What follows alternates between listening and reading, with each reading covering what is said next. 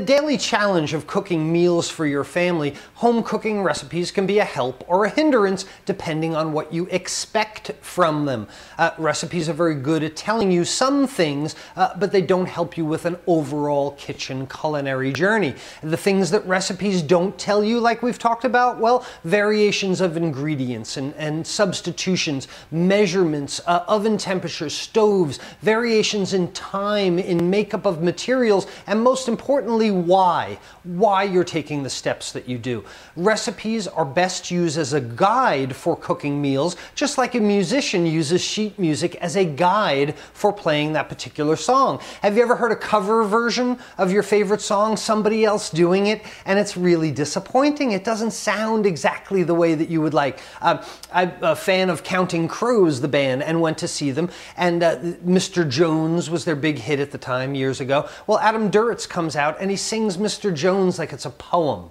Mr. Jones. And I wanted to hear them play the song. I didn't want a variation on it. So if you learn to use recipes as an inspiration for your interpretation, you'll have some things to overcome. You'll have strength and ability over recipes, and you'll overcome the things that recipes don't tell you. And here's some tips, ways to educate yourself. So when recipes have the failing, the shortcoming that they don't tell you for substitution of ingredients, what do? Well, you become familiar with families of ingredients so that you can substitute spinach for escarole, carrots for daikon, ostrich for steak. You start to be able to substitute because you understand the family of whole foods available to you and the method that you use in cooking them. Measurements? Forget measurements. Cook by your eye, cook by your mouth. Your desire to complete that set of instructions is distracting you from your art.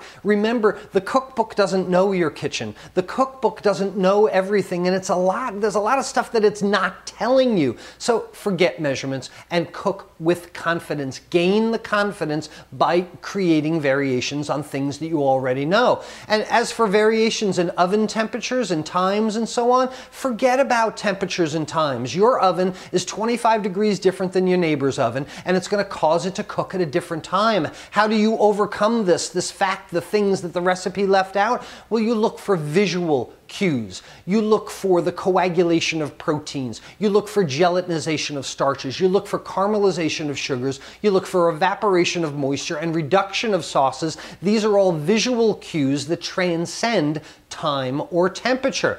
And lastly, how do you make up for the fact that a recipe doesn't tell you why you're doing the things that you do? Well, you overcome this by learning basic cooking methods. You learn methods like sauté, steaming, poaching, roasting, grilling.